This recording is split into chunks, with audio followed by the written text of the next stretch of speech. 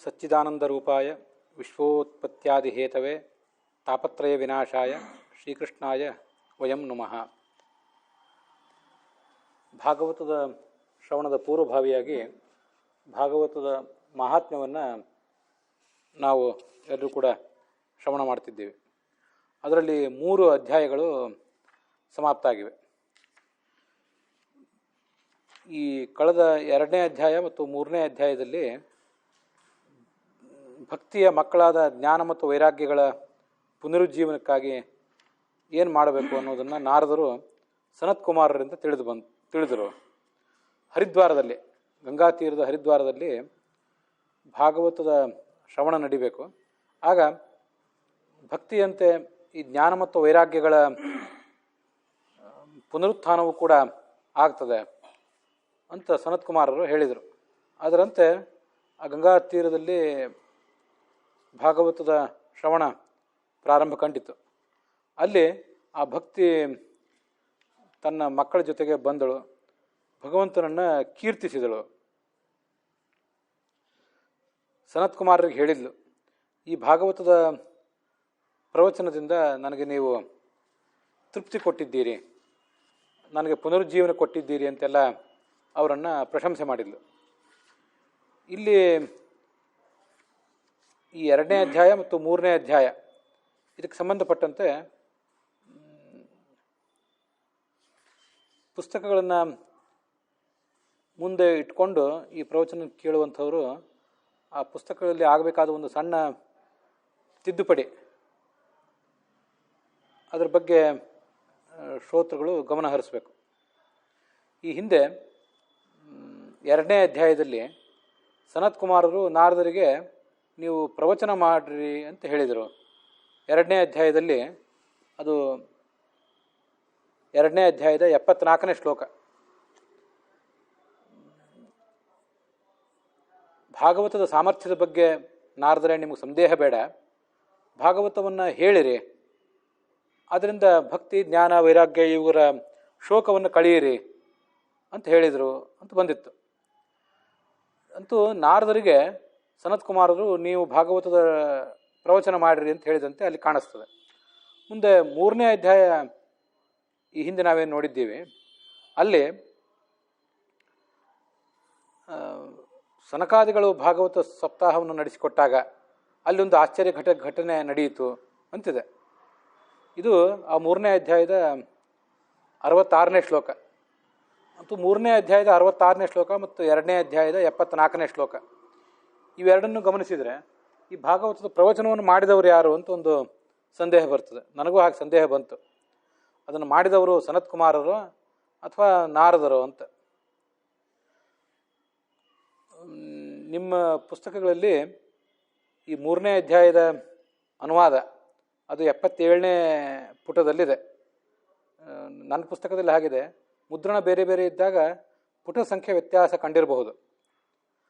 ಆದರೆ ಆ ಶ್ಲೋಕ ಸಂಖ್ಯೆ 3ನೇ ಅಧ್ಯಾಯ 66ನೇ ಶ್ಲೋಕ.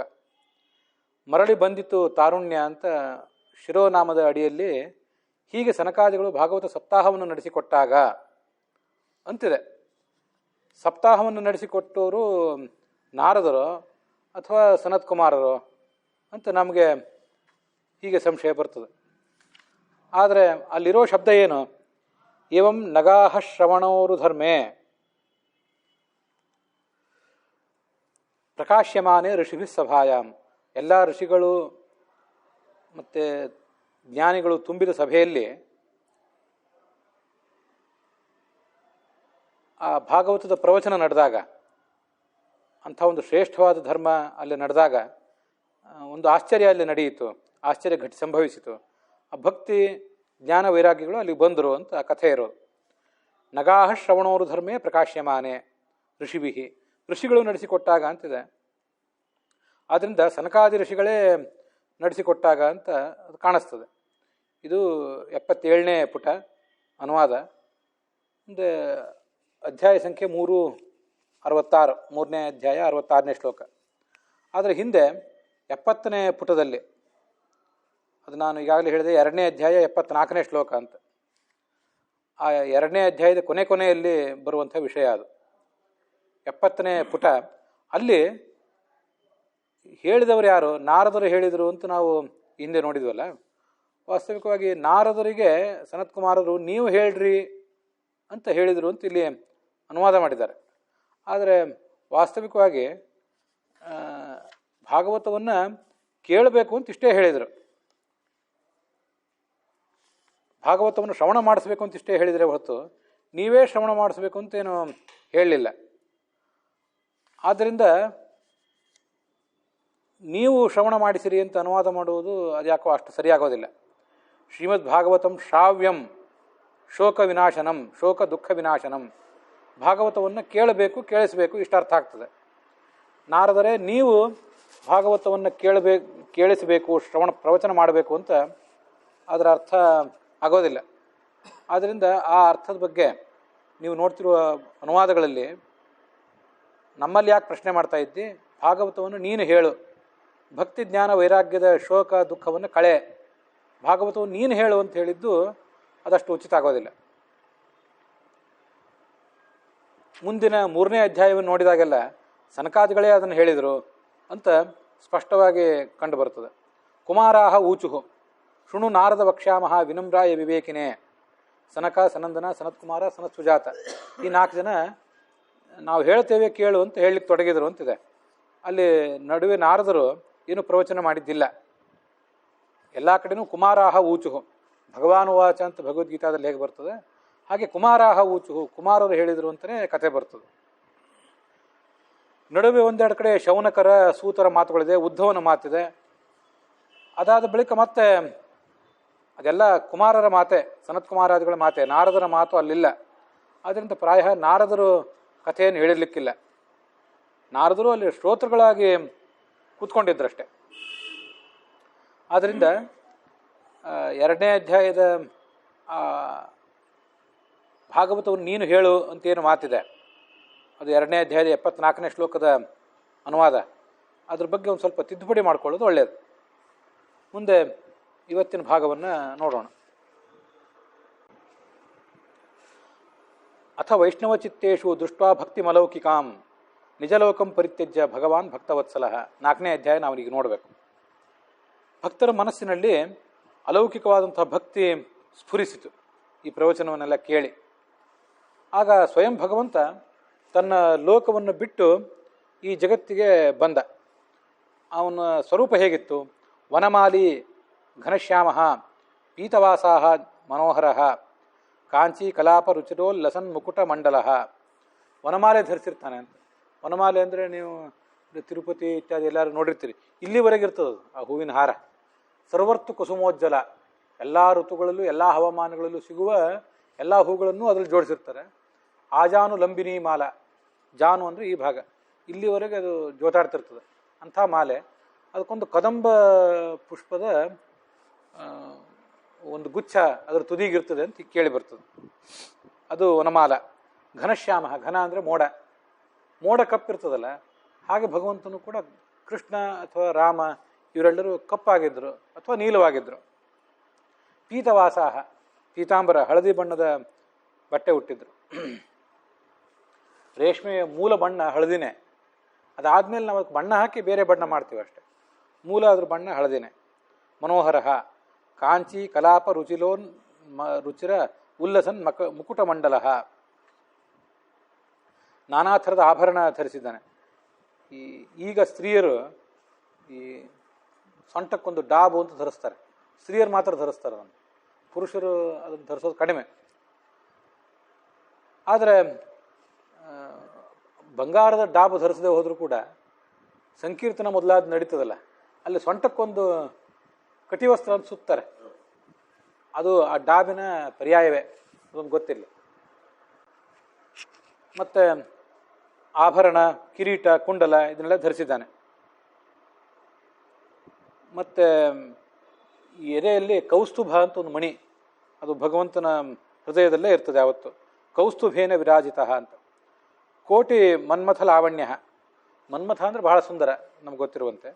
ಆದರೆ ಭಗವಂತ ಕೋಟಿಗಟ್ಟಲೆ ಮನ್ವಂತರ ಸೌಂದರ್ಯ ಇದ್ದವನು. ಹರಿಚಂದನ ಚರ್ಚಿತ, ಚಂದನ ಅಂದರೆ ಹರಿಚಂದನ ಅಂತ ಅದರಲ್ಲೇ ಒಂದು ವಿಶಿಷ್ಟವಾದ ಗಂಧ, ಅದನ್ನ ಹಚ್ಕೊಂಡಿರ್ತಾನೆ.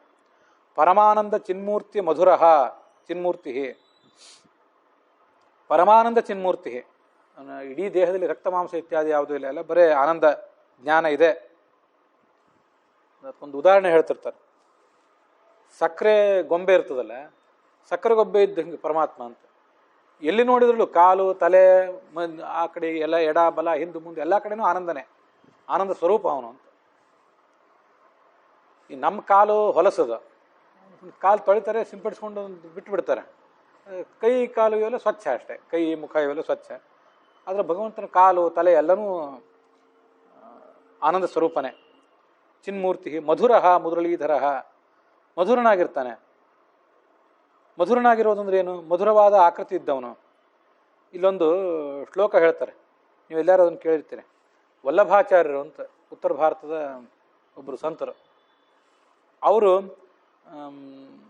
ವದನಂ ಮಧುರಂ ಅಖಿಲ ಮಧುರಾಧಿಪತಿ ಅಖಿಲಂ ಮಧುರಂ ಅಂತ ಒಂದು ಹಾಡು, ಸಂಸ್ಕೃತದ ಹಾಡು ಅದನ್ನು ಮಾಡಿದ್ದಾರೆ. ಮಧುರ ಅಂದರೆ ಸಿಹಿ. ಅವನು ಮಧುರಾಧಿಪತಿ, ಮಥುರಾ ನಗರದ ಅಧಿಪತಿ. ಅವನದು ಮುಖ ಮಧುರ, ಅವನ ನಗು ಮಧುರ, ಅವನ ನೋಟ ಮಧುರ, ಈ ಥರ ತುಟಿ ಮಧುರ, ಗಾನ ಮಧುರ ಅಂತ ಹೀಗೆಲ್ಲನೂ ಮಧುರ ಅಂತ ಅವನನ್ನು ವರ್ಣನೆ ಮಾಡಿದ್ದಾರೆ. ಮಧುರ ಮುರಳೀಧರ, ಮುರಳಿ ಅಂದರೆ ಕೊಳಲು, ಅದನ್ನು ಧರಿಸಿದವನು. ಇಲ್ಲೊಂದು ಶ್ಲೋಕ ನಾನು ಬಿಟ್ಟೆ, ತ್ರಿಭಂಗ ಲಲಿತಃ ಚಾರುಹು. ತ್ರಿಭಂಗಿ ಅಂತ, ಕೃಷ್ಣನ ಭಂಗಿ ತ್ರಿಭಂಗಿ ಅಂತ ಕರೀತಾರೆ. ಅದೇನು ತ್ರಿಭಂಗಿ ಅಂದರೆ, ಕೃಷ್ಣನೊಂದು ಬೇರೆ ಬೇರೆ ದೇವಾಲಯಗಳಲ್ಲಿ ಬೇರೆ ಬೇರೆ ರೂಪ ನೀವು ನೋಡಿರ್ತೀರಿ. ವಿಠ್ಠಲನು ಕೃಷ್ಣನೇ, ಎರಡು ಸೊಂಟದ ಮೇಲೆ ಕೈ ಇಟ್ಟು ನಿಂತಿರ್ತಾನೆ. ಇದು ಆ ಒಟ್ಟಾರೆ ದೇಹದ ಆಕಾರ ನೇರವಾಗಿರ್ತದೆ. ತಿರುಪತಿಯ ವೆಂಕಟರಮಣನು ಕೃಷ್ಣನೇ, ಅದು ನೇರವಾಗೇ ಇರ್ತದೆ. ಗುರುವಾಯೂರು ಕೇರಳದ್ದು ಅದು ಹಿಂಗೆ ನೇರವಾಗಿರ್ತದೆ. ಆಕಾರ ಒಟ್ಟಾರೆ ಆಕಾರ ನೇರವಾಗೇ ಇರ್ತದೆ. ಇನ್ನು ಕೆಲವು ಕಡೆ ಅದು ಎಲ್ಲ ಕಡೆ ಆ ಥರ ಇದೆ ಅಂತಲ್ಲ, ಕೆಲವು ಕಡೆ ಆ ಥರ ಇರ್ತದೆ. ಅದು ಮೂರು ಕಡೆ ತ್ರಿಭಂಗಿ ಅಂದರೆ, ಭಂಗ ಅಂದರೆ ಬೆಂಡ್, ದೇಹ ಬೆಂಡ್ ಆಗೋದು. ತ್ರಿಭಂಗ ಅಂದರೆ ಮೂರು ಕಡೆ ಬೆಂಡ್ ಆಗಿರ್ತದೆ. ಅದೆಲ್ಲಿ ನೀವು ಎಲ್ಲ ಫೋಟೋಗಳಲ್ಲಿ ಅಲ್ಲಿ ನೋಡಿರ್ತೀರಿ, ಎಲ್ಲಾದ್ರೂ ವಿಗ್ರಹನೂ ನೋಡಿರ್ತೀರಿ. ಹಾಂ, ತ್ರಿಭಂಗಿ ಅಂದರೆ ಏನು ಹಾಗಾದರೆ? ಕೃಷ್ಣ ಕೊಳಲನ್ನು ಊತ್ತ ನಿಂತಿದ್ದಾಗ ಅವನ ಶರೀರ ಮೂರು ಕಡೆ ಮಣದಿರ್ತದಂತೆ, ಅದನ್ನೇ ತ್ರಿಭಂಗಿ ಅಂತ ಕರೀತಾರೆ. ಕಾಲುಗಳನ್ನು ನೇರವಾಗಿ ಇಟ್ಕೊಂಡಿರೋದಿಲ್ಲ ಅವನು. ಎಡಗಾಲು ಹಿಂದೆ ಇರ್ತದೆ, ಬಲಗಾಲು ಮುಂದೆ ಇರ್ತದೆ. ಆ ಬಲಗಾಲನ್ನು ಮಣಿಸಿರ್ತಾನೆ, ಇದು ಒಂದು ಭಂಗ.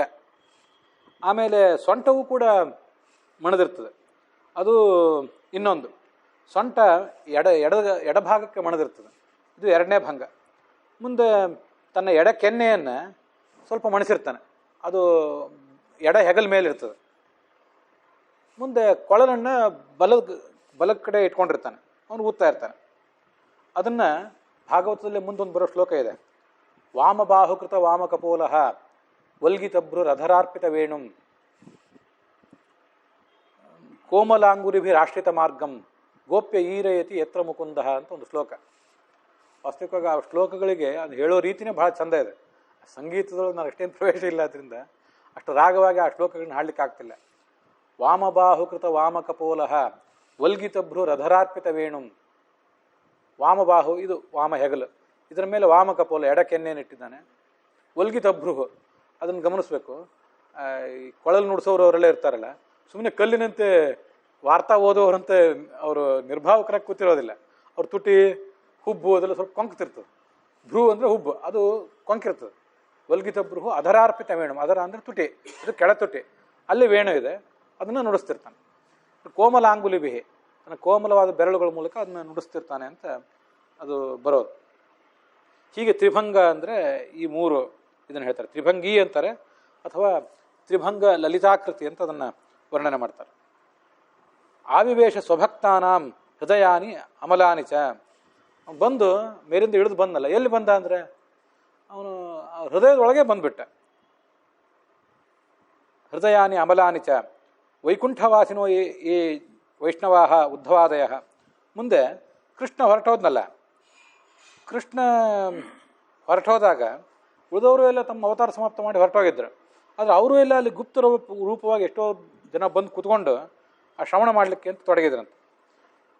ಜಯ ಜಯ ಶಬ್ದ ಕೇಳಿ ಬರ್ತಿತ್ತು. ಅರಿಶಿಣ ಕುಂಕುಮ, ಇದರ ಹೂ ಮಳೆ, ಶಂಖದ ನಾದ ಇದೆಲ್ಲ ಕೇಳಿ ಬರ್ತಿತ್ತಂತ. ಬಂದು ಕೂತವ್ರಿಗೆಲ್ಲರೂ ತಮ್ಮನ್ನು ತಾವೇ ಮರ್ತು ಬಿಟ್ಟಿದ್ರು. ತತ್ಸಭಾಸ್ಥಾನಾಂ ದೇಹ ಗೇಹ ಆತ್ಮವಿಸ್ಮೃತಿ, ತಮ್ಮ ದೇಹವನ್ನೇ ಮರ್ತು ಬಿಟ್ಟಿದ್ರು, ತಮ್ಮನ್ನೇ ಮರ್ತು ಬಿಟ್ಟಿದ್ರು. ಇನ್ನು ಮನೆ ಮಠ ಅದನ್ನು ಮರೆಯೋದು ಎಷ್ಟರಲ್ಲಿದೆ, ಅದನ್ನಂತೂ ಮರ್ತೇ ಬಿಟ್ಟಿರ್ತಾರೆ. ಆಗ ಆ ತನ್ಮಯಾವಸ್ಥೆಯನ್ನು ನೋಡಿ ನಾರದರು ಈ ಮುಂದಿನಂತೆ ಮಾತಾಡಿದ್ರಂತೆ. ಮುನಿಗಳೇ, ಭಾಗವತದ ಒಂದು ವಾರದ ಶ್ರವಣದ ಮಹಿಮೆಯನ್ನು ನೀವು ನಮಗೆ ತೋರಿಸಿಕೊಟ್ರಿ. ಇಲ್ಲಿವರೆಗೆ ಈ ಜಾಗಕ್ಕೆ ಯಾರೇ ಮೂರ್ಖರು, ದುಷ್ಟರು, ಪಶುಪಕ್ಷಿಗಳು, ಅಜ್ಞಾನಿಗಳು ಯಾರು ಬಂದರೂ ತಮ್ಮ ಪಾಪ ಕಳ್ಕೋತಾರೆ. ಆದ್ದರಿಂದ ಈ ಭಾಗವತದ ಶ್ರವಣ ಪ್ರವಚನಕ್ಕೆ ಸಮಾನವಾಗಿ ಈ ಮನುಷ್ಯನ ಲೋಕದಲ್ಲಿ ಮತ್ತಾವುದೂ ಇಲ್ಲ. ಕಲಿಕಾಲದ ದೋಷವನ್ನೆಲ್ಲ ಪರಿಹಾರ ಮಾಡ್ತದೆ, ಪಾಪವನ್ನು ಪರಿಹಾರ ಮಾಡ್ತದೆ. ತಾವು ಕೃಪಾಳುಗಳು, ಇದೊಂದು ಹೊಸ ದಾರಿ ನಮಗೆ ತೋರಿಸಿಕೊಟ್ಟಿದ್ದೀರಿ ಜಗತ್ತಿಗೆ. ಅಲೌಕಿಕೋಯಂ ಮಹಿಮಾ ಮುನೀಶ್ವರಾಹ ಸಪ್ತಾಹಜನ್ಯೋದ್ಯ ವಿಲೋಕಿತೋಮಯ ಅಥೋ ನೃಲೋಕೆ ನನು ನಾಸ್ತಿ ಕಿಂಚಿತ್. ಇಷ್ಟೊಂದು ಅದ್ಭುತವಾದ ನೀವು ಕಥಾ ಎಲ್ಲ ತೋರಿಸ್ಕೊಟ್ಟಿದ್ದೀರಿ. ಇದರಿಂದ ಯಾರ್ಯಾರು ಶುದ್ಧರಾಗ್ತಾರೆ, ಎಲ್ಲರೂ ಶುದ್ಧರಾಗ್ತಾರೆ ನಮ್ಗೆ ಗೊತ್ತು. ನಿಮ್ಮ ಬಾಯಿಂದ ಒಂದು ಬಾರಿ ಕೇಳಬೇಕು ಅಂತ ಅಪೇಕ್ಷೆ ಪಡ್ತೀನಿ, ಅದನ್ನು ಹೇಳ್ರಿ ಅಂದರು ಇವರು. ಆಗ ಅವರಂದರು, ಏ ಮಾನವಾಹ ಪಾಪಕೃತಸ್ತು ಸರ್ವದ. ಸನಕಾದಿಗಳು ಹೇಳಿದ ಮಾತು ಇದರಿಂದೇ ಗೊತ್ತಾಗ್ತದೆ. ಅವ್ರು ಸನಕಾದಿಗಳೇ ಪ್ರವಚನ ಮಾಡ್ತಿದ್ರು. ನಾರದರು ಕೂತ್ಕೊಂಡು ನಡುವೇನೋ ಪ್ರಶ್ನೆ ಮಾಡ್ತಿದ್ದಿರ್ಬೋದು ಅಷ್ಟೇ. ಅದರಿಂದ ಪ್ರವಚನಕ್ಕೆ ಆ ಸನಕಾದಿಗಳೇ ಅಧಿಕಾರಿಗಳು, 4 ಜನನೇ. ಆದರೂ ಅದರಲ್ಲಿ ಸನತ್ಕುಮಾರ ಮುಖ್ಯ.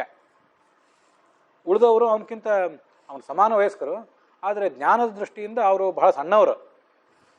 ಆದ್ದರಿಂದಲೇ ಬೇರೆ ಬೇರೆ ಉಪನಿಷತ್ತುಗಳಲ್ಲಿ, ಛಾಂದೋಗ್ಯ ಉಪನಿಷತ್ತು ಮೊದಲಾದ ಕಡೆ ಈ ಸನತ್ಕುಮಾರರ ಬಳಿ ನಾರದರು ಬಂದು ನಮ್ಗೆ ಜ್ಞಾನೋಪದೇಶ ಮಾಡ್ರಿ ಅಂತ ಕೇಳಿದ್ರಂತೆ. ಅದನ್ನು ಕಳೆದ ದಿವಸನೇ ಹೇಳಬೇಕಾಗಿತ್ತು, ನನಗೆ ನೆನಪಾಗಲಿಲ್ಲ, ಈಗ ನೆನಪಿಗೆ ಬಂತು. ಸನತ್ಕುಮಾರರು ಜ್ಞಾನದ ದೃಷ್ಟಿಯಿಂದ ನಾರದನ್ಕಿಂತ ದೊಡ್ಡವರು. ನಾರದರು ಬಂದಾಗ ಜ್ಞಾನೋಪದೇಶ ಮಾಡಬೇಕು ಅಂತ ಕೇಳಿದಾಗ ಆ ಸನತ್ಕುಮಾರರು ಅಂದ್ರಂತೆ, ಆಯಿತು ನಿಮಗೆ ಹೊಸದೇನಾದರೂ ನಾನು ಉಪಾಸನೆ ಹೇಳ್ತೇನೆ, ಅದು ಇಲ್ಲಿವರೆಗೆ ನೀವೇನು ಅಧ್ಯಯನ ಮಾಡಿ ಬಂದಿದ್ದೀರಿ ಅದನ್ನು ಹೇಳ್ರಿ ಅಂದಿದ್ರಂತೆ. ಆವಾಗ ಅವರು ಒಂದು ದೊಡ್ಡ ಪಟ್ಟಿನೇ ಕೊಟ್ಬಿಟ್ಟಿದ್ರು. ಎಲ್ಲ ನಿಧಿಶಾಸ್ತ್ರ, ಹಾವು ಪ್ರಾಣಿಗಳ, ದುಷ್ಟ ಪ್ರಾಣಿಗಳ ಶಾಸ್ತ್ರ, ಗಣಿತಶಾಸ್ತ್ರ, ವಿಜ್ಞಾನ, ತತ್ವಜ್ಞಾನ ಎಲ್ಲ ನನಗೆ ಗೊತ್ತಿದೆ ಅಂದಿದ್ರು ಅವರು. ಆ ದೊಡ್ಡ ಪಟ್ಟಿಯನ್ನೇ ನೋಡಿದರೆ ನಾವೆಷ್ಟು ಅಜ್ಞಾನಿಗಳಿದ್ದೀವಿ ಇನ್ನು ಅಂತ ಗೊತ್ತಾಗಿಬಿಡ್ತದೆ. ಅಷ್ಟು ದೊಡ್ಡ ಜ್ಞಾನಿಗಳೇ ಅವರು. ಆದರೆ ಅವ್ರೇನಂದಿದ್ರು, ಭಗವಂತನನ್ನು ಈ ಎಲ್ಲ ಶಬ್ದಗಳು ಹೇಗೆ ಹೇಳ್ತವೆ ಅಂತ ಇನ್ನೂ ನನಗೆ ಸ್ಪಷ್ಟವಾಗಿ ಗೊತ್ತಾಗಬೇಕಾಗಿದೆ, ಅದು ಗೊತ್ತಾಗಿಲ್ಲ. ಆದ್ದರಿಂದ ನನ್ನ ಜ್ಞಾನದ ಬಗ್ಗೆ ನನಗೆ ಶೋಕ ಇದೆ, ಇನ್ನೂ ಸಮಾಧಾನ ಇಲ್ಲ, ನೀವು ಇನ್ನಷ್ಟು ಹೇಳ್ರಿ ಅಂತ ಕೇಳಿದ್ರು. ಆವಾಗ ಸನತ್ಕುಮಾರರು ಮತ್ತಷ್ಟು ವಿವರಣೆ ಕೊಟ್ಟರು ಅಂತ ಅಲ್ಲಿ ಕಥಾ ಬರ್ತದೆ. ಅಲ್ಲಿ ಈಗ ನಾವು ಭಗವಂತನ ನಾಮ ಸಂಕೀರ್ತನದ ಬಗ್ಗೆ ನೋಡ್ತಿದ್ದೀವಲ್ಲ, ಅಲ್ಲಿಯೂ ಕೂಡ ಹಾಗೇ ಇದೆ. ನಾಮಬ್ರಹ್ಮೇತ್ಯುಪಾಸೀತ. ಭಗವಂತನ ನಾಮ ಏನಿದೆ, ಭಗವಂತನ ನಾಮ, ಅದಕ್ಕೊಬ್ಬಳು ದೇವತಾ ಇದ್ದಾಳೆ. ಈ ಭಕ್ತಿಗೊಬ್ಬ ದೇವತಾ ಹೇಗಿದ್ದಾಳೆ, ಆ ಭಗವಂತನ ನಾಮಕ್ಕೂ ಕೂಡ ಒಬ್ಬಳು ದೇವತಾ ಇದ್ದಾಳೆ. ಅವಳ ಹೆಸರು ಉಷಾ ಅಂತ, ಉಷಾದೇವಿ. ಅವಳಲ್ಲಿ ಭಗವಂತನನ್ನು ಕಾಣಬೇಕು, ಭಗವಂತ ಅವಳಲ್ಲಿ ಅಂತರ್ಯಾಮಿಯಾಗಿದ್ದು ಎಲ್ಲರನ್ನೂ ಹರಸ್ತಾನೆ ಅಂತ ತಿಳ್ಕೋಬೇಕು ಅಂತ ಉಪದೇಶ ಅವರು ಪ್ರಾರಂಭ ಮಾಡ್ತಾರೆ. ಅಲ್ಲಿ ಛಾಂದೋಗ್ಯ ಉಪನಿಷತ್ನಲ್ಲಿ ಬಂದದ್ದು ಈಗೇನು ಬೇಡ, ಅಂತೂ ಸನತ್ಕುಮಾರರು ನಾರದಕ್ಕಿಂತ ದೊಡ್ಡವರು, ಅವರೇ ಪ್ರವಚನ ಮಾಡಿದವರು ಅನ್ನೋದನ್ನು ನಾವು ತಿಳ್ಕೊಂಡ್ರೆ ಸಾಕು. ಪಾಪ ಮಾಡಿದವರು, ದುರಾಚಾರಿಗಳು, ದುರ್ಮಾರ್ಗದಲ್ಲಿದ್ದವರು, ಯಾವತ್ತೂ ಕ್ರೋಧದ ಅಗ್ನಿಯಲ್ಲೇ ಬೇಯುವವರು. ಕ್ರೋಧಾಗ್ನಿ ದಗ್ಧಾಹ ಅಂದರೆ ತಾವೂ ಸಿಟ್ಟು ಮಾಡ್ತಾ ಇರ್ತಾರೆ. ಆ ಸಿಟ್ಟಿನಿಂದ ಶಾಂತಿ ಪರರ ವೈರಿ, ಸಿಟ್ಟು ತನ್ನ ವೈರಿ ಅಂತ ಹೇಳ್ತಾರೆ. ಆ ಸಿಟ್ಟಿನಿಂದಾಗಿ ಇವ್ರ ಮೈ ಮನಸ್ಸೆಲ್ಲ ಬೆಂದೋಗಿರ್ತದೆ. ಸಿಟ್ಟಿನ ಸಂಪರ್ಕಕ್ಕೆ ಬಂದವ್ರಿಗೆ ಇನ್ನೊಬ್ಬರಿಗೂ ತೊಂದರೆನೇ. ಕುಟಿಲಾಹ, ವಕ್ರಮಾರ್ಗದಲ್ಲಿದ್ದವರು. ಕಾಮಿನಃ, ಯಾವತ್ತೂ ವಿಷಯಾಭಿಲಾಷೆಯಲ್ಲಿ ಮುಳುಗಿದವರು. ಸಪ್ತಾಹ ಯಜ್ಞೇನೆ ಕಲವು ಪುನಂತಿತೆ. ಈ ಭಾಗವತ ಸಪ್ತಾಹವೊಂದನ್ನು ಕೇಳಿಬಿಟ್ರೆ ಅವರು ಪಾವಿತ್ರ್ಯ ಪಡ್ಕೋತಾರೆ. ಇಲ್ಲಿ ಎಲ್ಲ ಪಾಪಗಳನ್ನು ಏನು ಹೇಳಲಿಲ್ಲ, ಕುಟಿಲಾಹ ಅಂತ ಹೇಳಿದರು, ವಕ್ರಬುದ್ಧಿ ಅಂತ. ವಕ್ರಬುದ್ಧಿ ಅಂತ ಒಂದು ಮಾತಿನಿಂದ ಎಲ್ಲ ವ್ಯಭಿಚಾರ, ಮದ್ಯಪಾನ, ಧೂಮಪಾನ, ಇನ್ನೊಬ್ಬರಿಗೆ ಮೋಸ ಮಾಡೋದು, ಇಂಥ ಎಲ್ಲ ಪಾಪಗಳು ಕೂಡ ಅದ್ರಲ್ಲಿ ಬಂದು ಹೋಗೇ ಬಿಟ್ಟವು.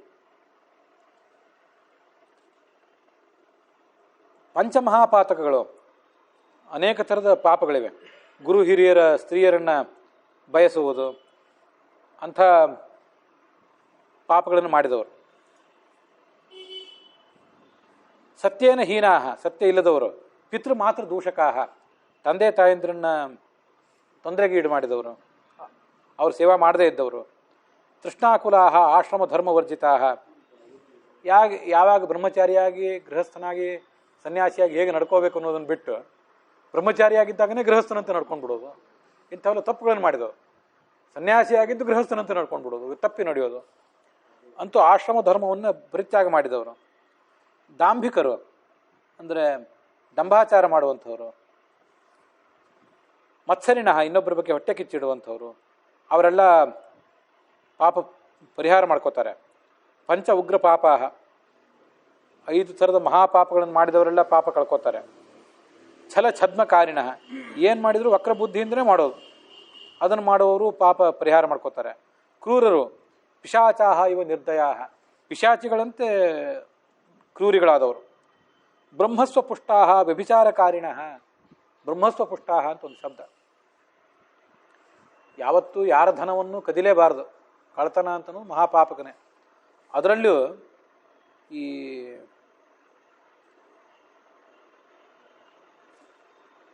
ಬ್ರಹ್ಮಸ್ವ ಅಂದರೆ ಇನ್ನೂ ಈ ಜ್ಞಾನಿಗಳ ಸ್ವತ್ತು, ದೇವಾಲಯದ ಸ್ವತ್ತು, ಮಠಗಳ ಸ್ವತ್ತು. ನಿಮ್ಗೆ ಗೊತ್ತಿರ್ತದೆ, ಮಠದ ಸ್ವತ್ತು ಯಾವತ್ತೂ ತಗೋಬಾರ್ದು ಅಂತ ಕೇಳ್ತಿರ್ತಾರೆ, ನೀವು ಕೇಳಿರ್ತೀರಿ. ಆದ್ದರಿಂದ ಬ್ರಹ್ಮ ಅಂದರೆ ಪರಮಾತ್ಮ. ಪರಮಾತ್ಮ ಮಠ ಮಂದಿರ ಜ್ಞಾನಿಗಳಲ್ಲಿ ಸಂತರಲ್ಲಿ ಇರ್ತಾನೆ. ಅವ್ರಿಗೆ ಸಂಬಂಧಪಟ್ಟ ಸಂಪತ್ತನ್ನೆಲ್ಲ ಕಬಳಿಸುವುದೇನಿದೆ, ಕಬಳಿಸಿ ತಮ್ಮ ಹೊಟ್ಟೆ ಹೊರ್ಕೊಳ್ಳೋದು, ಅವರನ್ನು ಬ್ರಹ್ಮಸ್ವ ಅಪಹಾರಿಗಳು, ಬ್ರಹ್ಮಸ್ವ ಪುಷ್ಟರು. ತಮ್ಮ ಹೊಟ್ಟೆ ತಾವು ಚೆನ್ನಾಗಿ ಬೆಳೆಯೋದು ಅದರ ಮೂಲಕನೇ. ಶಾಸ್ತ್ರದಲ್ಲಿ ಅದನ್ನು ಹೇಳ್ತಾರೆ. ದೇವಾಲಯ ಮಠ ಮಂದಿರ ಜ್ಞಾನಿಗಳ ಸಂತರ ಸ್ವತ್ತನ್ನೇನಾದ್ರು ಕದ್ದಿದ್ರೆ ಅದಕ್ಕೇನಾಗ್ತದೆ, ಸತ್ತ ಮೇಲೆ ನಾವೆಲ್ಲ ಸತ್ತ ಮೇಲೆ ಸ್ವರ್ಗ ನರಕಗಳಿಗೆ ಹೋಗ್ತೀವಿ, ಮತ್ತು ಮರಳಿ ಬಂದು ಇನ್ನೊಂದು ಜನ್ಮ ಪಡಿತೀವಿ ಅಂತ ಕೇಳ್ತೀವಲ್ಲ. ಇವರೆಲ್ಲ ಬ್ರಹ್ಮರಾಕ್ಷಸರಾಗಿ ಬಿಡ್ತಾರಂತೆ. ಬ್ರಹ್ಮರಾಕ್ಷಸರಾಗಿ ಎಷ್ಟೋ ಕಾಲ ಅವ್ರಿಗೆ ಅನ್ನ ನೀರು ಇತ್ಯಾದಿಗಳಿಂದ ಒದ್ದಾಡ್ತಿರ್ತಾರೆ, ಈ ಇಂಥ ಸ್ವತ್ತನ್ನು ಅಪಹಾರ ಮಾಡಿದವರು ಅಂತ ಕೇಳಿಬರುತ್ತೆ. ಅದು ಮುಂದೆ ಅಂಥದ್ದೊಂದು ಕಥಾ ಬರೋದಿದೆ. ವ್ಯಭಿಚಾರಕಾರಿಣಃ, ಎಲ್ಲಿ ಯಾವ ಕ್ಷೇತ್ರಕ್ಕೆ ಹೋದರೂ ಅಲ್ಲಿ ಮಾಡಬಾರ್ದನ್ನು ಮಾಡುವುದು, ನಿಯಮಗಳನ್ನು. ವ್ಯಭಿಚಾರ ಅಂದರೆ ಸ್ತ್ರೀ ಪುರುಷರು ತಪ್ಪಿ ನೋಡಿಯೋದಕ್ಕೆ ವ್ಯಭಿಚಾರ ಅಂತ ನಾವು ಅಂತೀವಿ. ಸ್ತ್ರೀ ಹೆಂಡತಿ ಗಂಡನಿಗೆ ತಕ್ಕಂತೆ ನಡ್ಕೋಬೇಕು, ಗಂಡ ಹೆಂಡತಿಗೆ ತಕ್ಕಂತೆ ನಡ್ಕೋಬೇಕು. ಆದರೆ ನಿಯಮವನ್ನು ಮೀರುವುದಕ್ಕೆ ವ್ಯಭಿಚಾರ ಅಂತ.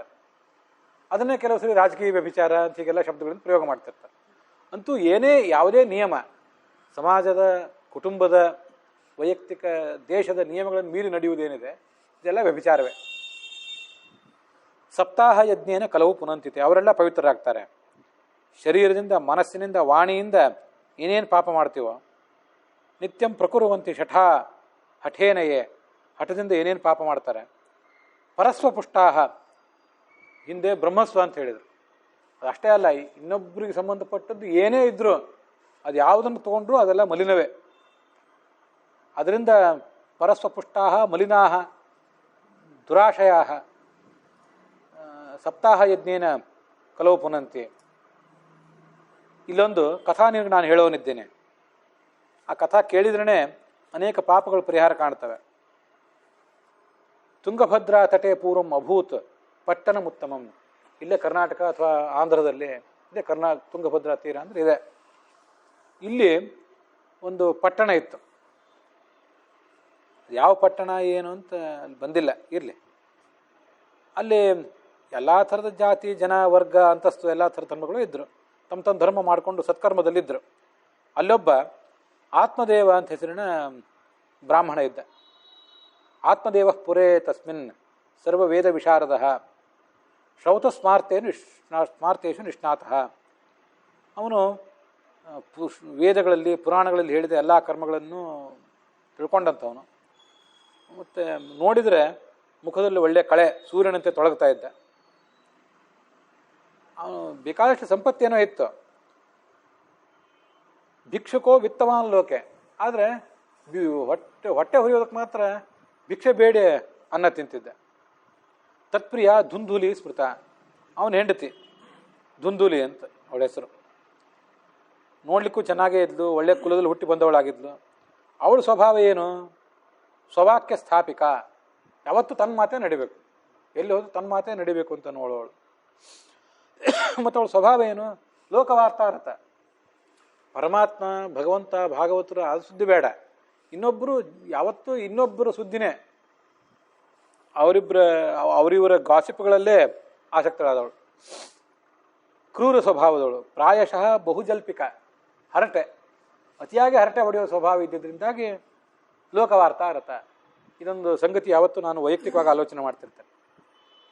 ಈ ಮನುಷ್ಯ ಮಿತಭಾಷೆಯಾಗಿರಬೇಕು ಅಂತ ಕೇಳಿ ಬರ್ತದೆ. ಯಾಕೆ ಮಿತಭಾಷೆಯಾಗಿರಬೇಕು ಅಂದರೆ, ನಾವು ಮಾತನ್ನು ಯಾಕೆ ಆಡ್ತೇವೆ? ಏನೋ ಒಂದು ವಿಷಯವನ್ನು ಇನ್ನೊಬ್ರಿಗೆ ಹೇಳಬೇಕು ಅಂತ ನಾವು ಮಾತಾಡ್ತೇವೆ.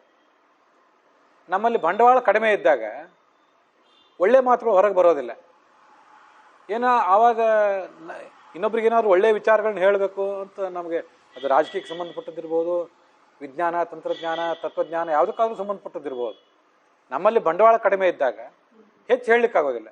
ಹೆಚ್ಚು ಹೇಳಬೇಕು ಅಂತ ಚಟ ಇದ್ದಾಗ ಸುಳ್ಳು, ಅಬದ್ಧ, ಜಗತ್ತಿನ ಕುರಿತಾಗಿ ಹರಟೆ ಇವೆಲ್ಲ ಹೊರಗೆ ಬರ್ತವೆ. ಅದಕ್ಕಾಗಿ ಇಲ್ಲ, ನೀವು ಕೇಳಿರ್ತೀರಿ, ಕಿವಿ ಎರಡು ಕೊಟ್ಟಿದ್ದಾನೆ ಭಗವಂತ, ಎರಡು ಕಿವಿಗಳಿಂದ ಕೇಳಬೇಕು, ಆದರೆ ನಾಲಿಗೆ ಮಾತ್ರ ಒಂದೇ ಕೊಟ್ಟಿದ್ದಾನೆ. ಹೆಚ್ಚು ಕೇಳಬೇಕು, ಕಡಿಮೆ ಮಾತಾಡಬೇಕು. ಶಾಸ್ತ್ರ ಹೇಳ್ತದನ್ನು, ಶೃಣವಾಮ ಶರದಶತಂ ಅಂತ. 100 ವರ್ಷಗಳ ಕಾಲ ನಾವು ಎಲ್ಲರೂ ಕೇಳಬೇಕಂತ, ಕೇಳ್ತಾನೇ ಇರಬೇಕು. 100 ವರ್ಷ ಅಂದರೆ ಎಲ್ಲಿವರೆಗೂ ಬದುಕಿರ್ತೀವೋ ಅಲ್ಲಿವರೆಗೂ ಶಾಸ್ತ್ರದ ಶ್ರವಣ ಮಾಡ್ತಾನೇ ಇರಬೇಕು ಅಂತ ಕೇಳಿ ಬರ್ತದೆ. ಶೂರಾಚ ಗೃಹಕೃತ್ಯೇಶು. ಆದರೆ ಮನೆ ಕೆಲಸ ಎಲ್ಲ ಚೆನ್ನಾಗಿ ಮಾಡ್ತಿದ್ಲು, ಅವಳಿಗೆ ಅದರಲ್ಲೆಲ್ಲ ನೈಪುಣ್ಯ ಇತ್ತು. ಆದರೆ ವಿಪರೀತ ದುರಾಸೆ, ಕೃಪಣ, ಕಲಹಪ್ರಿಯ, ಜಗಳ ತೆಗೆಯೋದ್ರಲ್ಲಿ ಯಾವತ್ತೂ ಆಸಕ್ತಿ. ಅವರಿಬ್ಬರು ಚೆನ್ನಾಗಿದ್ರು, ಗಂಡ ಹೆಂಡತಿ. ಧರ್ಮ, ಅರ್ಥ, ಕಾಮ, ಮೋಕ್ಷ, ಅದರಲ್ಲಿ ಮೋಕ್ಷದ ಸುದ್ದಿ ಏನು ಹೇಳಿಲ್ಲ. ಅರ್ಥ ಕಾಮಾಹ ತಯೋರಾಸನ್ ಸುಖಾಯಚ ಗೃಹಾಧಿಕಾಮ. ಒಂದಿಷ್ಟು ದುಡ್ಡು ಇತ್ತು, ಕಾಮ ಸುಖನೂ ಅನುಭವಿಸಿದರು, ಮನೆ ಮಠ ಎಲ್ಲನೂ ಇತ್ತು. ಆದರೆ ಏನಾಯಿತು, ಅವರಿಗೆ ಸಂತಾನ ಇರಲಿಲ್ಲ. ಸಂತಾನ ಆಗಬೇಕು ಅಂತ ನಾನಾ ಥರದ ಪುಣ್ಯಕರ್ಮ ಆಚರಣೆ ಮಾಡಿದರು. ಯಾರ್ಯಾರಿಗೋ ದೀನರಿಗೆ, ದಲಿತರಿಗೆ, ಬಡವರಿಗೆ ಗೋದಾನ ಮಾಡಿದರು, ಭೂಮಿ ದಾನ ಮಾಡಿದರು, ಬಂಗಾರ ದಾನ ಮಾಡಿದರು. ತಮ್ಮ ಸಂಪತ್ತಿನ ಒಂದು ಅರ್ಧ ಭಾಗ ಖಾಲಿನೇ ಮಾಡಿದರು. ಆದರೂ ಮಗಳೂ ಆಗಲಿಲ್ಲ, ಮಗನೂ ಆಗಲಿಲ್ಲ. ಭಾಳ ಚಿಂತೆ ಆಯಿತು ಬ್ರಾಹ್ಮಣನಿಗೆ. ಕಾಡಿಗೆ ಹೋಗಿಬಿಟ್ಟ. ಕಾಡಿಗೆ ಹೋದು ಮಧ್ಯಾಹ್ನದ ಹೊತ್ತಾಯಿತು, ಬಾಯಾರಿಕೆ ಆಗಿತ್ತು. ಒಂದು ಸರೋವರ ಅಲ್ಲಿ ಕಾಣಿಸ್ತು. ಅಲ್ಲಿ ಹೋಗಿ ಸರೋವರಕ್ಕೆ ಹೋಗಿ ನೀರು ಕುಡಿದ, ಕೂತ್ಕೊಂಡ. ಅಲ್ಲಿ ಒಬ್ಬ ಸನ್ಯಾಸಿ ಬಂದ. ವಿಪ್ರೋ ಯಾತಃ ತದಂತಿಕಂ ನತ್ವಾಚ ಪಾದಯೋಸ್ತಸ್ಯ. ಈ ಬ್ರಾಹ್ಮಣ ಸನ್ಯಾಸಿ ಕಾಲಿಗೆ ಬಿದ್ದು ಏನು ಹೇಳಿಲ್ಲ, ನಿಟ್ಟುಸಿರು ಬಿಡ್ತಾ ಅಲ್ಲಿ ಸುಮ್ಮನೆ ಕೂತ. ಇವನು ದುಃಖ ಅವನಿಗೆ ಗೊತ್ತಾಯಿತು. ಯಾಕಪ್ಪ ಅಳ್ತಾ ಇದ್ದಿ, ಏನಾಗಿದೆ? ಆಗ ಅವನಂದ, ಏನೋ ಪೂರ್ವ ಜನ್ಮದ ಪಾಪನೋ ಏನೋ ದೊಡ್ಡ ದುಃಖ ಬಂದು ಒದಗಿದೆ, ನನಗೆ ಸಂತಾನ ಆಗಿಲ್ಲ.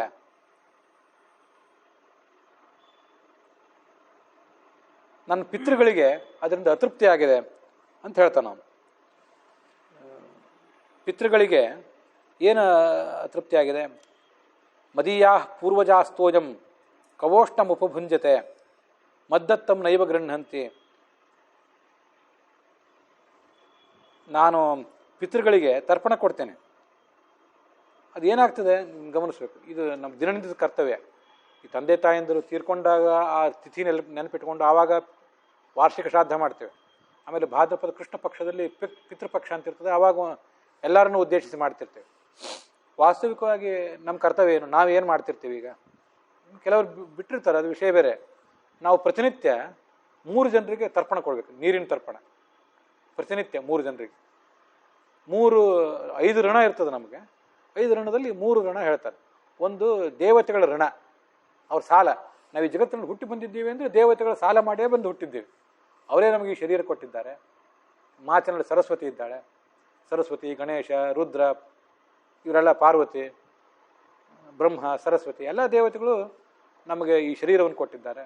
ಲಕ್ಷ್ಮೀನಾರಾಯಣರು, ಶಿವಪಾರ್ವತಿಯರು, ಚತುರ್ಮುಖ ಸರಸ್ವತಿ ಎಲ್ಲರೂ ಇದ್ದಾರೆ. ಹೀಗೆ ದೇವತೆಗಳ ಋಣ ಇಟ್ಕೊಂಡೇ ನಾವು ಹುಟ್ಟಿ ಬಂದಿರ್ತೇವೆ. ಆ ಋಣ ತೀರಿಸ್ಬೇಕು. ಮತ್ತು ಇನ್ನೊಂದು ಋಷಿ ಋಣ. ಋಷಿ ಋಣ ಅಂದರೆ ಈ ಸಂಪತ್ತು, ಈ ಜ್ಞಾನ ಸಂಪತ್ತೆಲ್ಲ ನಮಗೆ ಬಂದದ್ದು ಋಷಿಗಳ ಮೂಲಕನೇ. ಅದನ್ನು ನಾವು ತೀರಿಸ್ಬೇಕು. ಮತ್ತೊಂದು ಪಿತೃಋಣ ಅಂತ ಮೂರನೇದಾಗಿ, ತಂದೆ ತಾಯಂದಿರ ಋಣ, ಪಿತೃದೇವತೆಗಳು ಅಂತ ಅವ್ರದ್ದೊಂದು ಗಣ ಇದೆ, ಆ ದೇವತೆಗಳ ಋಣ ಇರ್ತದೆ. ಅವರಿಂದ ನಮಗೆ ಈ ಶರೀರ ಬಂತು, ಇದನ್ನೆಲ್ಲ ಮೂರನ್ನು ತೀರಿಸ್ಬೇಕು. ಅವನ್ನೆಲ್ಲ ತೀರಿಸೋದು ಹೇಗೆ? ಅದಕ್ಕೊಂದು ಎರಡೆರಡು ವಿಧಾನಗಳು. ದೇವತೆಗಳ ಋಣ ಇರ್ತದಲ್ಲ, ಆ ದೇವತೆಗಳ ಋಣ ಹೇಗೆ ತೀರಿಸ್ಬೇಕು? ಏನೋ ಬರೀ ಅವ್ರಿಗೆ ಪೂಜೆ ಮಾಡಿದರೆ, ತರ್ಪಣ ಕೊಟ್ಟರೆ ಈಡೇರ್ತದಂತಿಲ್ಲ. ಆದರೂ ದೇವತೆಗಳ ಮಂದಿರಕ್ಕೆ ಸಹಾಯ ಮಾಡುವುದು, ಧನ ಇದ್ದರೆ ಧಾರ್ಮಿಕ ಉತ್ಸವಗಳನ್ನು ಸಂಘಟಿಸುವುದು, ಇವೆಲ್ಲ ಅಂತೂ ದೇವ ಕಾರ್ಯಗಳನ್ನು ಮಾಡುವುದೇನಿದೆ, ದೇವಋಣವನ್ನು ಸ್ವಲ್ಪ ಆದರೂ ತೊಳ್ಕೊಳ್ಳುವ ಒಂದು ಪರಿಹಾರ. ಎಲ್ಲ ಪೂರ್ಣ ಹೋಗ್ತದಂತಿಲ್ಲ, ಸ್ವಲ್ಪ ಆದರೂ. ಋಷಿಋಣ ಅಂತ ಇರ್ತದೆ. ಋಷಿಋಣ ಹೇಗೆ ತೀರಬೇಕು ಅಂದರೆ, ನಾವು ಮೊದಲು ಶ್ರವಣ ಮಾಡಬೇಕು ನಮಗೆ ಬ್ರಹ್ಮಚರ್ಯ ಆಶ್ರಮದಲ್ಲಿದ್ದಾಗ. ಮುಂದೆ ಸಾಧ್ಯ ಆದಷ್ಟು ಸನ್ಮಾರ್ಗವನ್ನು ನಮ್ಮ ಸಂಪರ್ಕಕ್ಕೆ ಬಂದವರಿಗೆ ಉಪದೇಶ ಮಾಡಬೇಕು. ಇದನ್ನು ಮಾಡುವ ಮೂಲಕ ಋಷಿ ಋಣವನ್ನು ಕರ್ಕೊಳ್ಬೋದು. ಪಿತೃಋಣವನ್ನು ಹೇಗೆ ಕಳ್ಕೋಬೇಕು ಅಂದರೆ, ಮದುವೆ ಮಾಡ್ಕೊಳ್ಳೋ ಮೂಲಕ. ನಾವು ಮದುವೆ ಮಾಡಿಕೊಂಡು ಸಂತಾನೋತ್ಪತ್ತಿ ಮಾಡಿದರೆ ಅದರಿಂದ ಪಿತೃಗಳಿಗೆ ನಮ್ಮ ವಂಶ ಮುಂದುವರಿತದೆ, ಸಂತೋಷ ಆಗ್ತದೆ. ಇದು ಪಿತೃಋಣ ಕಳ್ಕೊಳ್ಳುವ ವಿಧಾನ. ಅಂದರೆ ಎಲ್ಲರೂ ಮದುವೆ ಮಾಡ್ಕೋಬೇಕು ಅಂತಲ್ಲ, ಕೆಲವರು ಮದುವೆ ಮಾಡ್ಕೊಳ್ಳೋದೇನೆ ಸನ್ಯಾಸಿಗಳಾಗಿ ಅಥವಾ ಬ್ರಹ್ಮಚಾರಿಗಳೇ ಆಗಿದ್ದು ದೊಡ್ಡ ಸಾಧನೆ ಮಾಡಬೇಕಾದವ್ರು ಇರ್ತಾರೆ. ಜಗತ್ತಿನ ಗೊಡವೆ ಜಂಜಾಟ ಅವ್ರಿಗೆ ಬೇಕಾಗಿರೋದಿಲ್ಲ. ಅಂಥವ್ರೇನಾದರೂ ಮದುವೆ ಮಾಡ್ಕೊಳ್ಳದೆ ಹೋದ್ರೂ ಅವ್ರ ಪಿತೃಗಳೇನು ಕಷ್ಟಪಡೋದಿಲ್ಲ, ಆರಾಮಿರ್ತಾರೆ. ಈ ಒಬ್ಬ ಹುಡುಗ ಬಿಟ್ಬಿಡ್ರಿ, ಅವನು ತನ್ನ ದಾರಿಯಲ್ಲಿ ಅವ್ನು ಇರಲಿ ಅಂತ ಬಿಟ್ಬಿಟ್ಟಿರ್ತಾರೆ ಅವನು. ಆದರೆ ಇನ್ನು ಕೆಲವರು ಮದುವೆ ಮಾಡಿಕೊಂಡು ಸಂತಾನೋತ್ಪತ್ತಿ ಮಾಡಿ ತಮ್ಮ ಸಾಧನೆಯನ್ನು ಮಾಡಿ ಜಗತ್ತಿಗೂ ಸಾಧನೆ ಮಾಡಿಸ್ಬೇಕಾಗಿರ್ತದೆ. ಅಂಥವ್ರೇನಾದರೂ ತಾತ್ಕಾಲಿಕವಾಗಿ ಅಜ್ಞಾನದಿಂದ ಹಠದಿಂದ ಮದುವೆ ಮಾಡ್ಕೊಳ್ಳೋದೇ ಕೂತ್ರೆ ಪಿತೃಗಳಿಗೆ ದುಃಖ ಆಗ್ತದಂತೆ. ಇಂಥವು ಶಾಸ್ತ್ರದಲ್ಲಿ ಅನೇಕ ಕಡೆ ಬರ್ತಿರ್ತಾರೆ. ಪಾಂಡವರ ತಂದೆ ಇದು ಪಾಂಡು ಮಹಾರಾಜ ಇದ್ನಲ್ಲ, ಅವನಿಗೆ ಮಕ್ಕಳಿರಲಿಲ್ಲ. ಕುಂತಿ ಮಾದ್ರಿ ಇಬ್ಬರು ಹೆಂಡಂದರು. ಹಿಮಾಲಯದಲ್ಲಿ ಇರ್ತಿದ್ದ ಎಷ್ಟೋ ಕಾಲ, ಧೃತರಾಷ್ಟ್ರನಿಗೆ ರಾಜ್ಯ ಒಪ್ಪಿಸಿ. ಋಷಿಗಳು ಅವನಿಗೆ ಭೇಟಿಯಾದರು. ಋಷಿಗಳು ಒಂದ್ಸರಿ ಎಲ್ಲೋ ಸ್ವರ್ಗಕ್ಕೂ ಬ್ರಹ್ಮಲೋಕಕ್ಕೆಲ್ಲೋ ಹೊರಟಿದ್ರು. ನಾನು ಬರ್ತೀನಿ ಅಂತ ಇವನಂದ. ನೀನು ಬರೋಂಗಿಲ್ಲ, ನಿನಗಿನ್ನೂ ಸಂತಾನ ಆಗಿಲ್ಲ, ನಿನ್ನ ಕರ್ತವ್ಯ ಮುಗಿದಿಲ್ಲ ಅಂತ ಅಂದ್ಬಿಟ್ರು ಅವರು. ಇವನಿಗೆ ನನಗಿನ್ನೂ ಸಂತಾನ ಆಗಿಲ್ಲ ಅಂತ ದುಃಖ ಶುರುವಾಯ್ತು ಅವಾಗ ಅಂತೀಗ ಅದೊಂದು ಕಥಾ ಇದೆ. ಆಮೇಲೆ ಜರತ್ಕಾರು ಅಂತ ಮತ್ತೊಬ್ಬನ ಕಥಾ ಇದೆ, ಅದು ಮಹಾಭಾರತದಲ್ಲೇ ಬರ್ತದೆ. ಆ ಜರತ್ಕಾರುವಿನ ಬಗ್ಗೆ ನಮ್ಗೆ ಗೊತ್ತಿರ್ಲಿಕ್ಕಿಲ್ಲ, ಆದರೆ ಆಸ್ತಿಕನ ಬಗ್ಗೆ ನಮಗೆಲ್ಲರಿಗೂ ಗೊತ್ತಿರ್ತದೆ. ಅದನ್ನು ಸುಮ್ಮನೆ ಸಂಕ್ಷಿಪ್ತವಾಗಿ ಹೇಳ್ತೇನೆ ಅಷ್ಟೆ. ಜರತ್ಕಾರು ಅಂತ ಅವನು ಮದುವೆ ಮಾಡ್ಕೊಂಡಿದ್ದಿಲ್ಲ, ಹೀಗೆ ಸಂಚಾರ ಮಾಡ್ತಿದ್ದ. ಒಂದ್ಸರಿ ಎಲ್ಲೋ ಈ ಕಾಡಿನಲ್ಲಿ ಸಂಚಾರ ಮಾಡ್ತಿದ್ದಾಗ ಒಂದು ಯಾವುದೋ ಹಳ್ಳ, ಭಯಾನಕವಾದ ಪ್ರದೇಶ, ಅಲ್ಲೊಂದು ಆಲದ ವೃಕ್ಷ. ಆ ಆಲದ ವೃಕ್ಷದ ಬೇರುಗಳೆಲ್ಲ ಬಿಳುಲೆಲ್ಲ ಜೋತು ಬಿದ್ದಿತ್ತು. ಅಲ್ಲಿ ಕೆಲವರು ಋಷಿಗಳು ಜೋತಾಡ್ಕೊಂಡು ಒದ್ದಾಡ್ತಿದ್ರು. ಅಲ್ಲಿ ಕೆಲವು ಇಲಿಗಳು ಬೇರೆ, ಆ ಇಲಿಗಳೆಲ್ಲ ಅದನ್ನು ಕಟ್ ಮಾಡ್ತಾ ಇದ್ರು. ಯಾವಾಗ ಬೇರೆಲ್ಲ ಬಿದ್ದು ಹೋಗ್ತದೋ ಗೊತ್ತಿಲ್ಲ. ಇವನು ಅವ್ರ ಹತ್ರ ಹೋದ. ಏನಾಗಿದ್ರಿ, ನಿಮ್ಗೆ ಯಾಕೆ ಕಷ್ಟಪಡ್ತಿದ್ದೀರಿ, ಏನಾಗಿದೆ ಅಂತ ಕೇಳಿದ. ಅವರಿಗೆ ಭಾಳ ದುಃಖ ಆಗಿ, ನೋಡಪ್ಪ ನಮ್ಮ ವಂಶದಲ್ಲಿ ಅವನು ಯಾವನೋ ಒಬ್ಬ ಜರತ್ಕಾರು ಅಂತ ಇದ್ದಾನಂತೆ, ಅವನು ಇನ್ನೂ ಮದುವೆನೇ ಮಾಡ್ಕೊಂಡಿಲ್ಲ, ಅದರಿಂದ ನಮಗೆಲ್ಲ ಭಾರಿ ಕಷ್ಟ ಆಗಿಬಿಟ್ಟಿದೆ ಅಂತಂದ್ರು ಅವರು. ಇವನೇ ಜರತ್ಕಾರು ಅಂತ ಅವರಿಗೆ ಗೊತ್ತಿತ್ತು ಅಥವಾ ದೈವ ಸಂಕಲ್ಪದಿಂದ ಪಿತೃಗಳ ಹತ್ರನೇ ಇವನು ಹೋಗಿದ್ದ.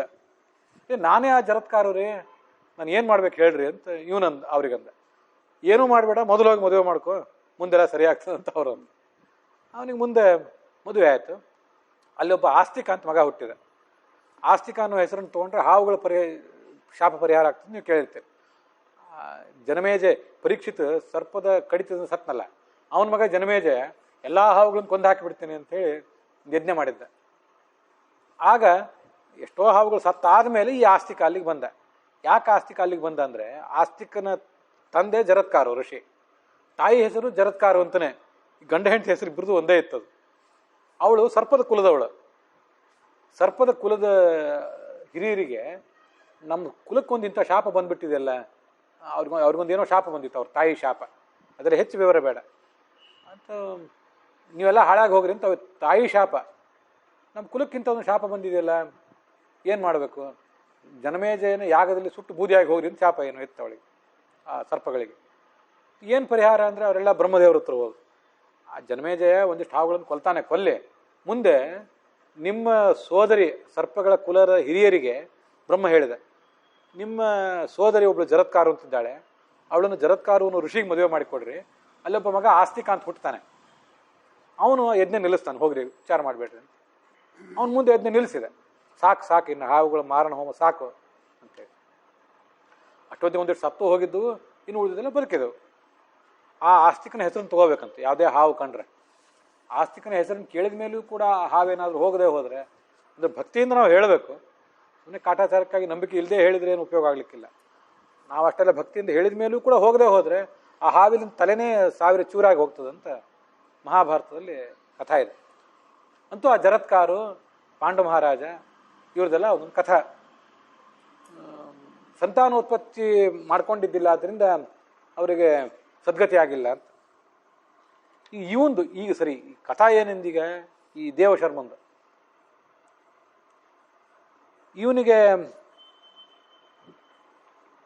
ಏನು ಸಮಸ್ಯೆ ಆಗಿತ್ತು, ಇಲ್ಲೊಂದು ನಡುವೊಂದು ಅಂಶ ಹೇಳಬೇಕಾಗಿತ್ತು ನಾನು. ದೇವತೆಗಳ ಋಣ ಹೇಗೆ ತೀರಿಸಬೇಕು, ಧಾರ್ಮಿಕ ಉತ್ಸವಗಳು, ದೇವಾಲಯ ಇದನ್ನೆಲ್ಲ ನಾವು ಹೋಗುವ ಮೂಲಕ, ಧಾರ್ಮಿಕ ಉತ್ಸವಗಳು ಮಾಡುವ ಮೂಲಕ. ಋಷಿ ಋಣ ಹೇಗೆ ತೀರಿಸಬೇಕು, ಶ್ರವಣ ಮಾಡುವ ಮೂಲಕ, ಪ್ರವಚನ ಮಾಡುವ ಮೂಲಕ. ಪಿತೃಋಣ ಹೇಗೆ ತೀರಿಸಬೇಕು, ಮದುವೆ ಮಾಡ್ಕೊಂಡು ಸಂತಾನೋತ್ಪತ್ತಿ ಮಾಡೋದ್ರ ಮೂಲಕ. ಇದಲ್ಲದೆ ಪ್ರತಿನಿತ್ಯ ನಮ್ದೊಂದು ಕರ್ತವ್ಯ ಇರ್ತದೆ, ನಾವು ಅದನ್ನು ಮಾಡ್ತೇವೆ. ಹೇಗೆ ಮಾಡ್ತೇವೆ ಅಂದರೆ, ನಮ್ಮದೆಲ್ಲ ಪೂಜಾ ಮುಗಿದ ಮೇಲೆ ಇದು ನೋಡಿ, ಇದು ಕೈ ಹೀಗಿದೆಯಲ್ಲ, ಇಲ್ಲಿ ತೀರ್ಥ ತಗೊಂಡು ಈ ಕೈ ತುದಿಯಿಂದ ನೀರು ಬಿಡ್ತೀವಿ, ದೇವತೆಗಳಿಗೆ ತರ್ಪಣ ಅದು, ಇದು ಕೈ ತುದಿಯಿಂದ. ಆಮೇಲೆ ಕೈ ಹೀಗೆ ಸ್ವಲ್ಪ ಸೊಟ್ಟ ಮಾಡಿ ಅದೇ ತೀರ್ಥವನ್ನು ಇಲ್ಲಿಂದ ಬಿಡ್ತೇವೆ. ಇದಕ್ಕೆ ದೇವತೀರ್ಥ ಅಂತಾರೆ. ಇದು ಋಷಿ ತೀರ್ಥ, ಇಲ್ಲಿಂದ ನೀರು ಬಿಡ್ತೇವೆ. ಇದೆಲ್ಲ ಆದಮೇಲೆ ಕೈ ಹಿಂಗೆ ಸೊಟ್ಟ ಮಾಡಿ ಇಲ್ಲಿಂದ ನೀರು ಬಿಡ್ತೇವೆ. ಇದಕ್ಕೆ ಪಿತೃತರ್ಪಣ ಅಂತಾರೆ. ದೇವ ಋಷಿ ಪಿತೃತರ್ಪಣ ಇದನ್ನು ಮಾಡಿ ಎಲ್ಲ ಮುಗಿಸಿ ಹೇಳಬೇಕು. ಇದು ನಮ್ಮ ಕರ್ತವ್ಯ. ಅಮಾವಾಸ್ಯೆ, ಸಂಕ್ರಮಣ ಇಂಥವೆಲ್ಲ ಬಂದಾಗ ಇದು ಬರೇ ನೀರು ಬಿಡೋದಲ್ಲ, ತಂದೆ ಇಲ್ಲದೆ ಇದ್ದವರು ಎಳ್ಳು ನೀರು ಬಿಡಬೇಕು. ಇದನ್ನು ನಮ್ಮ ಸಂಪ್ರದಾಯ, ಅದನ್ನು ಮಾಡ್ತಾ ಇರ್ತೇವೆ, ಈಗಲೂ ಮಾಡ್ತಿರ್ತೇವೆ. ಅಮಾವಾಸ್ಯೆ ಬಂದರೆ ಅದನ್ನು ಮಾಡ್ತೇವೆ. ಅವತ್ತು ರಾತ್ರಿ ಊಟ ಮಾಡುವಂತಿಲ್ಲ. ಸಂಕ್ರಮಣ, ಅಮಾವಾಸ್ಯೆ ಇತ್ಯಾದಿ. ಆಮೇಲೆ ನರಕ ಚತುರ್ದಶಿ ದಿವಸ ರಾತ್ರಿ, ಇಂಥವೆಲ್ಲ ಕೆಲವು ಕಾಲದಲ್ಲಿ. ಇವನು ಪ್ರತಿನಿತ್ಯ ನೀರು ಕೊಡ್ತಿದ್ನಲ್ಲ, ಆ ನೀರು ಅವ್ರಿಗೆ ಹೋಗಿ ತಲುಪ್ತಿತ್ತು. ಇದನ್ನು ಹೇಳಬೇಕಾಗಿತ್ತು ನನಗೆ. ನೀರು ಹೋಗಿ ತಲುಪ್ತಿತ್ತು. ಆ ನೀರನ್ನು ಅವರು ಪಿತೃದೇವತೆಗಳು ಹಿಂಗೆ ತೊಗೊಂಡು ಕುಡಿಯುವಾಗ ಅವ್ರು ಬಿಸಿ ಉಸಿರು, ಸಂಕಟದ ಬಿಸಿ ಉಸಿರು ಆ ನೀರಿಗೆ ತಾಕಿ ನೀರು ಬಿಸಿ ಆಗ್ತಿತ್ತು. ಇವನೇನು ಬಿಸಿ ನೀರು ಕೊಡ್ತಿರ್ಲಿಲ್ಲ, ತಣ್ಣೀರಿಂದಲೇ ತರ್ಪಣ ಕೊಡ್ತಿದ್ದ. ಆದರೆ ಅವರಿಗೆ ನಮ್ಮ ಕುಲದಲ್ಲಿ ಇನ್ನೂ ಸಂತಾನೋತ್ಪತ್ತಿ ಮುಂದುವರೆದಿಲ್ಲ ಅಂತ ದುಃಖ ಅಂತ. ಆದ್ದರಿಂದ ಆ ನಿಟ್ಟುಸಿರಿನಿಂದಾಗ ನೀರು ಬಿಸಿ ಆಗ್ತಿತ್ತು. ಅದು ಇವನಿಗೆ ತಿಳಿದು ಬರ್ತಿತ್ತು, ಜ್ಞಾನಿ ಆದ್ದರಿಂದ. ಹೀಗಾಗ್ತದೆ, ನಾನು ಏನು ಮಾಡಬೇಕು? ಯಾರು ದೇವತೆಗಳು, ಬ್ರಾಹ್ಮಣರು, ಇವ್ರು ಯಾರು ನಾನು ಕೊಟ್ಟದ್ದು ಆಹುತಿನೇ ಸ್ವೀಕಾರ ಮಾಡ್ತಿಲ್ಲ. ಇಂಥದ್ದು ಒಂದು ಕಥೆ ಭಾಗವತದಲ್ಲಿ ಮುಂದೆ ಬರೋದಿದೆ. ಪೃಥ್ವಂತೊಬ್ಬ ಚಕ್ರವರ್ತಿ, ಅವನ ತಂದೆ ವೇನ, ಅವನ ತಂದೆ ಅಂಗ ಅಂತ ಒಬ್ಬ ಇದ್ದ. ಅವನು ಯಜ್ಞ ಮಾಡ್ತಿದ್ದ. ಯಜ್ಞ ಮಾಡಿದ್ರೆ ದೇವತೆಗಳೇ ಬರ್ತಿರ್ಲಿಲ್ಲ. ಯಾಕಂತ ಕೇಳಿದ್ರೆ, ನಿನಗಿನ್ನೂ ಮಕ್ಕಳಾಗಿಲ್ಲ ಅಂತ ಅವ್ರು ಅಲ್ಲೂ ಕಾರಣ ಹೇಳಿದ್ರು ಅಂತಿದೆ ಭಾಗವತದಲ್ಲಿ. 4ನೇ ಸ್ಕಂದದಲ್ಲಿ ಅದು ಮುಂದೆ ಬರೋದಿದೆ. ಏನು ಮಾಡಬೇಕು? ಪ್ರಾಣನೇ ಕಳ್ಕೋಬೇಕು ಅಂತ ಕಾಡಿಗೆ ಬಂದಿದ್ದೇನೆ. ಮಕ್ಕಳಿಲ್ಲದೆ ಇದ್ದವರು ಬಾಳು ಎಷ್ಟು ಕೀಳು ಬಾಳು. ನೀವು ಸನ್ಯಾಸಿಗಳು, ನಿಮ್ಗೇನು ಗೊತ್ತಾಗ್ತದೆ? ಅಲ್ಲ, ಹಂಗೇನಿಲ್ಲ. ನಾನು ಅನ್ನೊಂದು ಮಾತು ನಡುವೆ ಸೇರಿಸಿದೆ ಅಷ್ಟೆ.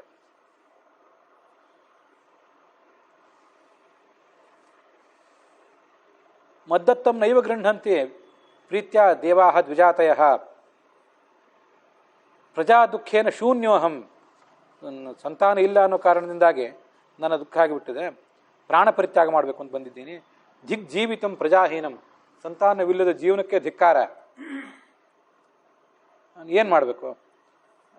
ನನ್ನ ಮನೆಯಲ್ಲಿ ಏನಾದರೂ ಒಂದು ಹಸು ತಂದಿಟ್ಕೊಂಡ್ರೆ ಅದೂ ಬಂಜೆ ಆಗ್ತದೆ, ಅದೂ ಕರು ಕೊಡ್ತಿಲ್ಲ. ಇದು ನನ್ನ ಸ್ಥಿತಿ. ನಾನೇನೋ ಗಿಡ ನೆಟ್ಟರೆ ಅದೂ ಹಣ್ಣು ಬಿಡೋದಿಲ್ಲ. ಹಣ್ಣು ಬಿಟ್ಟರೆ ನನ್ನ ಮನೆಗೆ ಯಾರು ಹಣ್ಣುಗಳೇನು ತಂದು ಕೊಟ್ಟರೆ ಅವೆಲ್ಲ ಕೊಳತೋಗಿ ಬಿಡ್ತವೆ. ನಾನು ಬದುಕಿ ಹಾಕಿರ್ಬೇಕು ಅಂತ ಜೋರಾಗಿ ಅಳ್ಳಿಕ್ಕೆ ಪ್ರಾರಂಭ ಮಾಡಿಬಿಟ್ಟ. ಆ ಋಷಿ ಏನು ಮಾಡಿದ, ಕರುಣೆ ಬಂತು ಅವನಿಗೆ. ನೋಡು, ಸಂತಾನದ ಮೋಹ ಬಿಡು, ಹೆಚ್ಚು ತಲೆ ಕೆಡಿಸ್ಕೋಬೇಡ. ಯಾಕೆಂದರೆ ನಿನ್ನ ಕರ್ಮ ಪ್ರಬಲವಾಗಿದೆ. ಕೆಲವರಿಗೆ ಸಂತಾನ ಆಗೋದಿಲ್ಲ ಅಂತಲೇ ಯೋಗ ಇರ್ತಿರ್ತದೆ. ಆದ್ದರಿಂದ ಪ್ರಾರಬ್ಧ ಕರ್ಮ ಏನಿದೆ ನಾನು ನೋಡಿದ್ದೇನೆ. ನಿನಗೆ 7 ಜನ್ಮಗಳಲ್ಲೂ ಯಾವುದೇ ಸಂತಾನ ಆಗುವುದಿಲ್ಲ, ನೀವು ವಿಚಾರ ಮಾಡಬೇಡ. ಸಂತಾನ ಆದವರೆಲ್ಲ ಸುಖವಾಗಿರ್ತಾರೆ ಅಂತ ತಿಳ್ಕೊಬೇಡ. ಕೆಲವು ಸರಿ ಮೂರ್ಖ ಮಕ್ಕಳು ಹುಟ್ಟಿಬಿಟ್ರೆ, ಹಿಂದೆ ಸಗರ ಮಹಾರಾಜ ಮತ್ತು ಅಂಗ ಮಹಾರಾಜ, ಇಲ್ಲಿ ನಾ ಈಗ ಒಂದು ಕಥೆ ಹೇಳಿದ್ನಲ್ಲ, ಅವರೆಲ್ಲ ಆ ಮೂರ್ಖ ಮಕ್ಕಳ ಕಾರಣದಿಂದಾಗಿಯೇ ದುಃಖಪಟ್ಟದ್ದನ್ನು ಕೂಡ ನಾವು ಕೇಳ್ತಿರ್ತೇವೆ. ಅದೇನು ಅಂದರೆ, ಸಗರನಿಗೆ ಒಬ್ಬ ಮಗ ಇದ್ದಂತೆ. ಅವನು ಸ್ವಲ್ಪ ಉಚ್ಛೃಂಖಲ, ಉನ್ಮತ್ತ ಇದ್ದಂತೆ. ಆಟ ಆಡ್ಲಿಕ್ಕೆ ಹೋಗೋದು ಅಲ್ಲಿ ಊರ ಮಕ್ಕಳನ್ನೆಲ್ಲ ತೊಗೊಂಡೋಗಿ ನದಿಯಲ್ಲಿ ಬಿಸಾಕಿ ಬಿಡೋದು, ಇಂಥವೆಲ್ಲ ಮಾಡ್ತಿದ್ದಂತೆ. ಆ ಸಗರನಿಗೆ ಅದರಿಂದ ಬಹಳ ದುಃಖ ಆಗ್ತಿತ್ತಂತೆ. ಸಂತತೆ ಸಗರೋ ದುಃಖಂ ಅವಾಪ ಅಂಗಹ ಪುರಂ ಯಥ. ಭಾಳ ದುಃಖ ಆಗ್ತಿತ್ತು ಅವನಿಗೆ. ಏನು ಮಾಡಬೇಕು? ಕೊನೆಗೊಂದು ದಿವಸ ಊರಿನ ಜನರು ಕಂಪ್ಲೇಂಟ್ ತಾಳ್ಲಿಕ್ಕಾಗದೆ ಆ ಮಗನನ್ನು ಪರಿತ್ಯಾಗ ಮಾಡಿಬಿಟ್ಟು, ನೀವು ಹೊರಟೋಗಿ ಇಲ್ಲಿ ಇರಬೇಡ, ಊರಿನಲ್ಲಿ ಇರಬೇಡ ಅಂತೇಳಿ ದೇಶ ಬಿಟ್ಟು ಓಡಿಸಿಬಿಟ್ನಂತೆ ಮಗನನ್ನು.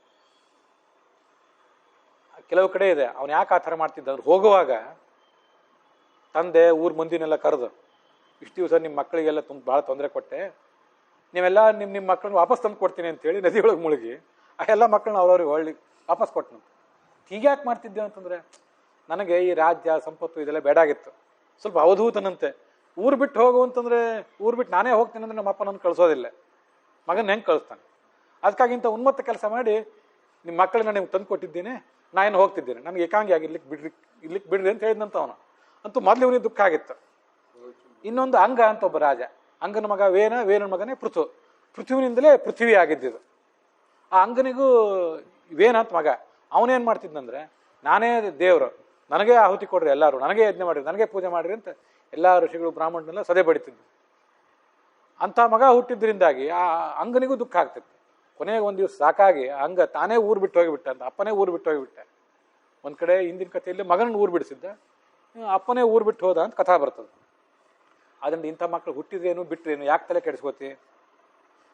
ಮುಂಚೆ ಆದ್ಯ ಕುಟುಂಬಾಶಾಂ, ಕುಟುಂಬ ಸಂತಾನದ ಆಸೆ ಬಿಟ್ಬಿಡು. ಸನ್ಯಾಸೇ ಸರ್ವಥಾ ಸುಖಂ, ಸನ್ಯಾಸಿ ಪಡ್ಕೊಂಬಿಡಪ್ಪ, ಆರಾಮಾಗಿರ್ತಿ ಅಂಥೇಳಿ ಅವನಿಗೆ ಉಪದೇಶ ಮಾಡಿದ. ಅಲ್ಲಿಗೆ ಆ 4ನೇ ಅಧ್ಯಾಯದ 36ನೇ ಶ್ಲೋಕ ಇಲ್ಲಿಗೆ ಸಮಾಪ್ತ ಆಗಿದೆ. ಬ್ರಾಹ್ಮಣ ಮುಂದೆ ಏನು ಹೇಳಿದ? ನನ್ನ ಸಂತಾನ ಬೇಕೇ ಬೇಕು ಅಂತ ಅವನು ಹೇಳಿದ. ಅದು ಮುಂದೆ ಏನಾಗ್ತದೆ ಕಥಾ ಅಂತ ಅನ್ನೋದನ್ನು ನಾಳೆ ದಿವಸ ನೋಡೋಣ. ಶ್ರೀಕೃಷ್ಣಾರ್ಪಣ ವಸ್ತು.